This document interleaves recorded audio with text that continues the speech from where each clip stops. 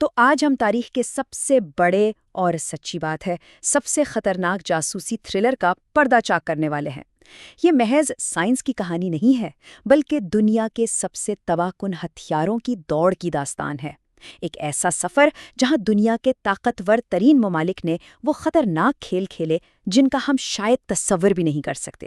خفیہ intelligence operations, honey traps اور گہرے دوستوں کے درمیان کھلی دھوکہ دہی، یہ ایک ایسا ڈومینو ایفیکٹ تھا جس نے دنیا کا نقشہ اور طاقت کا توازن ہمیشہ کے لیے بدل دیا۔ اب ذرا اس بات پر غور کریں۔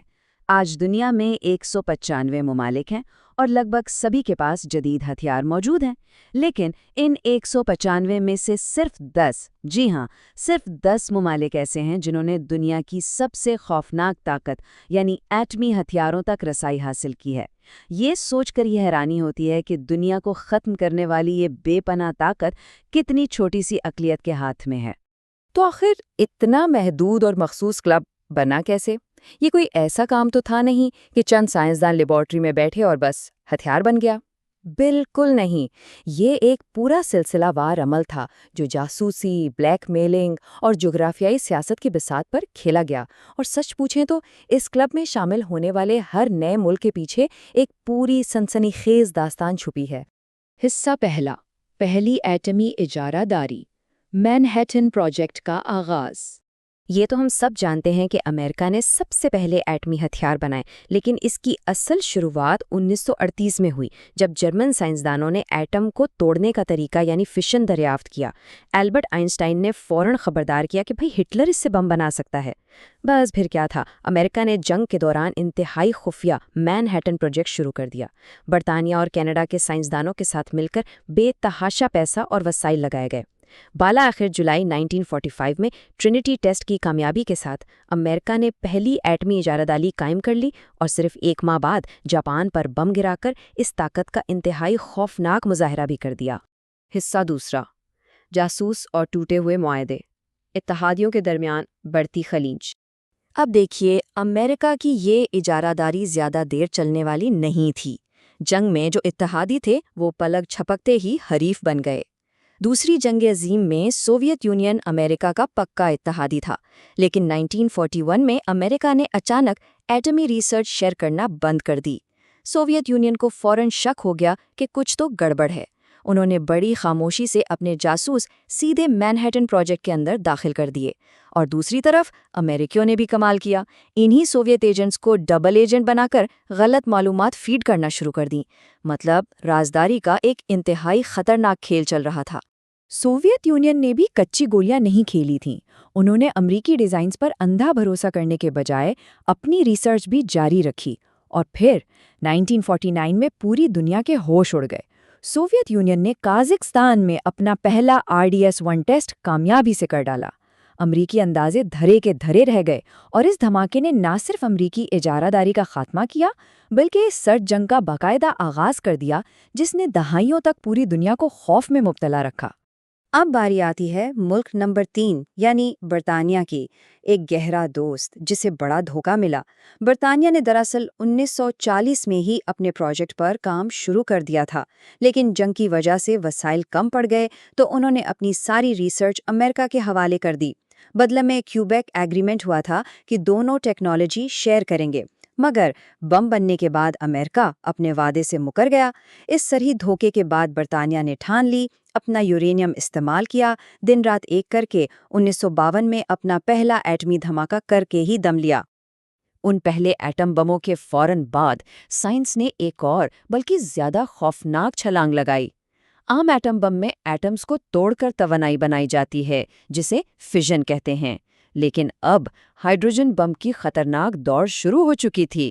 اس میں فیوژن یعنی ایٹمز کو جوڑ کر توانائی پیدا کی جاتی ہے، بالکل ویسے ہی جیسے سورج کے اندر ہوتا ہے۔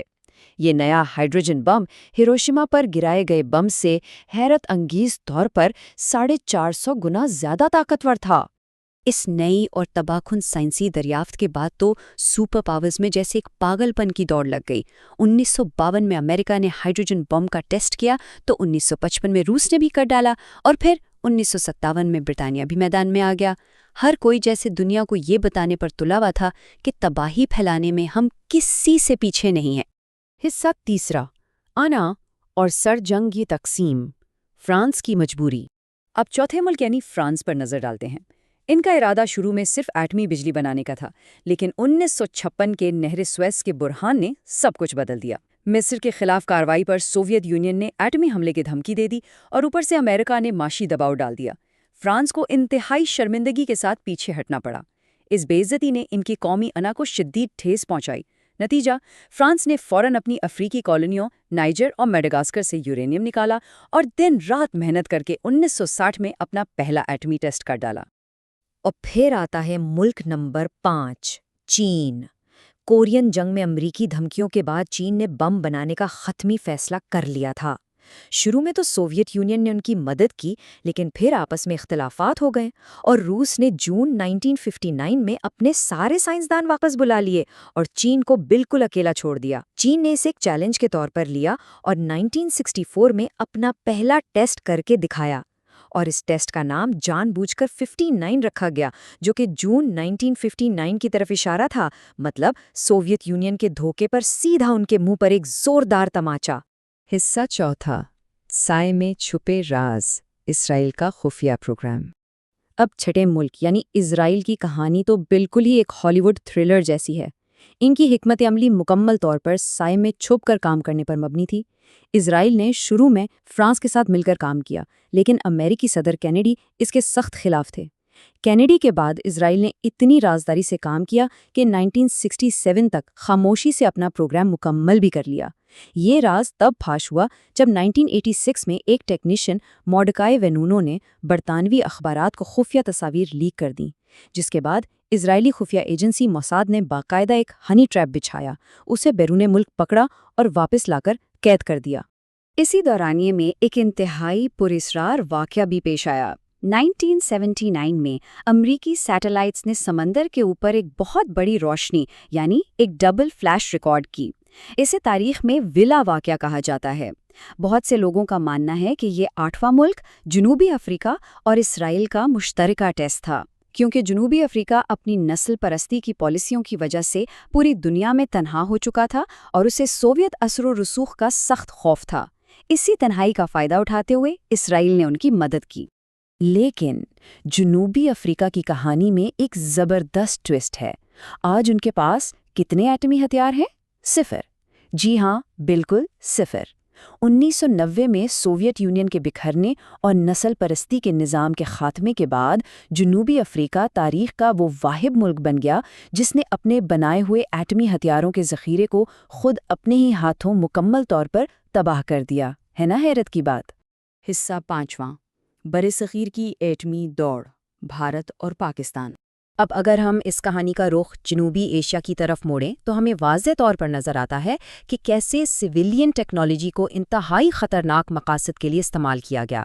7واں ملک بھارت، انہوں نے کینیڈا اور امریکہ سے سویلین ری ایکٹرز حاصل کیے تھے، لیکن 1962 میں چین سے ہونے والی جنگ کے بعد اندرون خانہ ہتھیار بنانے لگے۔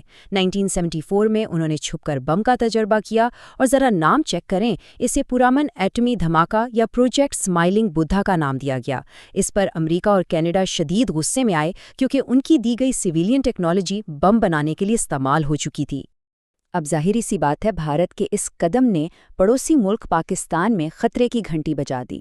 1971 کی جنگ اور پھر بھارت کے اس دھماکے کے بعد 9ویں ایٹمی ملک یعنی پاکستان نے اپنے پروگرام کو فل سپیڈ پر ڈال دیا۔ پاکستانی سائنسدان ڈاکٹر عبدالقدیر خان نے ہالینڈ کی ایک نیوکلیئر تنصیب سے انتہائی خفیہ سینٹریفیوجز کے بلو پرنٹس حاصل کیے اور کامیابی سے پاکستان لے آئے۔ چین کی تکنیکی مدد بھی شامل حال رہی اور بالآخر مئی 1998 میں بھارت کے دھماکوں کے جواب میں پاکستان نے بھی کامیاب تجربات کر کے طاقت کا توازن برابر کر دیا۔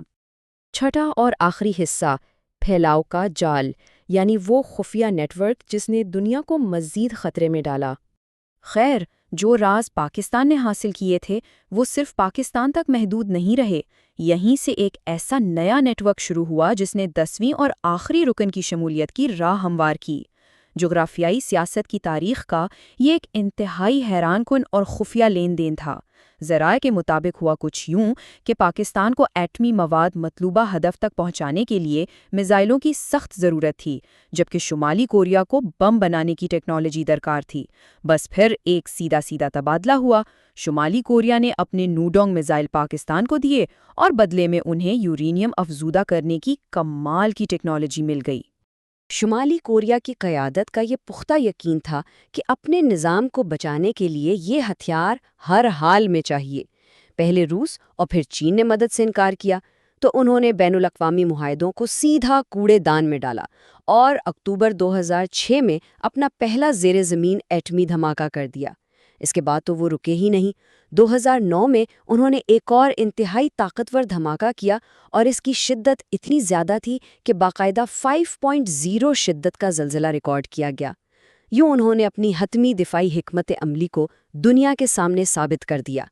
تو اب سوال یہ پیدا ہوتا ہے کہ کیا 10 ممالک تک پہنچ کر دنیا کی یہ انتہائی خطرناک دوڑ واقعی ختم ہو چکی ہے؟ اگر ہم آج مشرق وسطیٰ کی کشیدہ جغرافیائی سیاست کو دیکھیں تو ایسا بالکل نہیں لگتا۔ آج اسرائیل خطے میں واحد ایٹمی طاقت ہے جو ایران پر شدت دباؤ ڈال رہا ہے، اور اگر خدا نخواستہ ایران یہ طاقت حاصل کر لیتا ہے تو یقین مانیں سعودی عرب بھی اس دوڑ میں قطعی پیچھے نہیں رہے گا۔ ایٹمی رازوں کا یہ ڈومینو ایفیکٹ شاید ابھی رکا نہیں ہے اور مزید الجھنے والا ہے۔ ان تاریخی حقائق کی اس تفصیلی وضاحت میں ساتھ دینے کا بے حد شکریہ۔ یہ ایک ایسا پیچیدہ موضوع ہے جو بلا شبہ ہمارے مستقبل کے عالمی منظرنامے کو مسلسل تبدیل کرتا رہے گا۔